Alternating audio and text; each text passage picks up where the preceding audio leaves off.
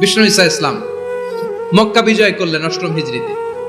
মক্কা বিজয় শেষে তিনি কয়েক সপ্তাহ মক্কাতে অবস্থান করলেন। ইন দ্য মিন টাইম মক্কার একটা ভেরি প্রেস্টিজিয়াস এন্ড ডিগনিফাইড ফ্যামিলির নারী চুরিতে ধরা পড়ল। কিসে ধরা পড়ল? সবাই বলেন কিসে? আমাদের সমাজে আসেনি এটা? আছে? ছোট না বড়? হ্যাঁ, হিসাব করে শেষ করা যায় না। ৩.৫ লাখ কোটি টাকা নাই উন্নয়ন প্রকল্পের নামে। উন্নয়ন প্রকল্পের নামে ৩.৫ লাখ কোটি টাকা নাই।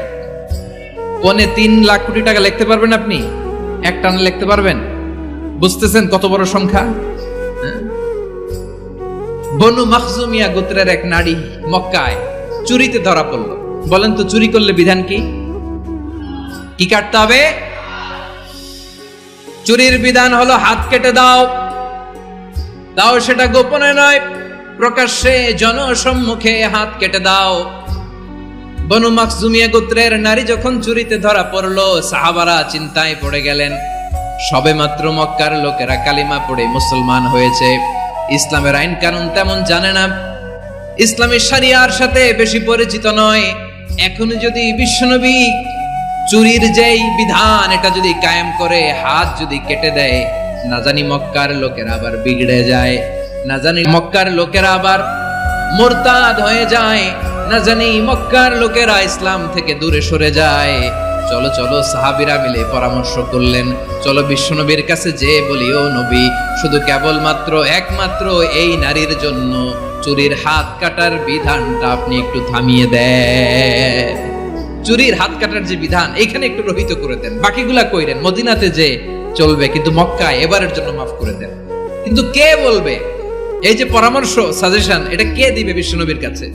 সাহাবারা চিন্তায় পড়ে গেলেন। আল্লাহর নবীর সামনে দাঁড়িয়ে আল্লাহর দেয়া হুদুদ, আল্লাহর দেয়া বিধান থামিয়ে দেওয়া, মাফ করে দেওয়া, এই কথা বিশ্বনবীর সামনে বলার সাহস তো কেউ রাখে না।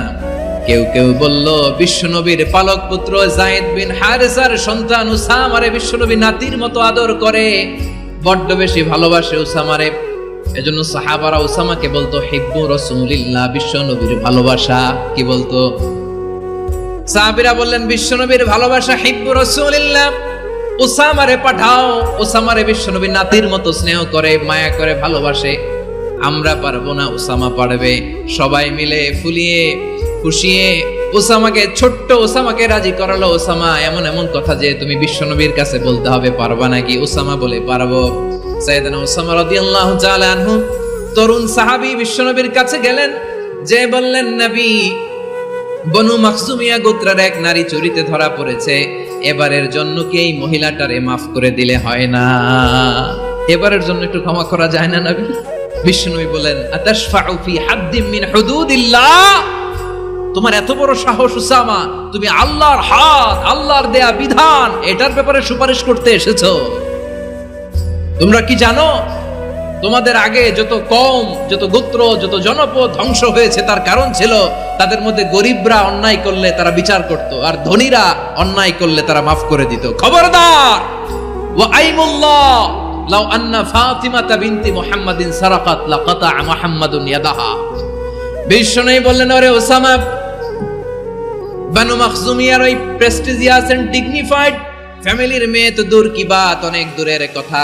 জেনে রেখো ওসামা, আমার কলিজার টুকরা নয়নের পুটুলি ফাতেমাও যদি মক্কার জমিনে আজকে এই চুরির দায়ে ধরা পড়তো, আমি বিশ্বনবী মুহাম্মাদুর রাসূলুল্লাহ ধরে ফাতেমার ডান হাতটা কেটে দিতে এক বিলম্ব দেরি করতাম না।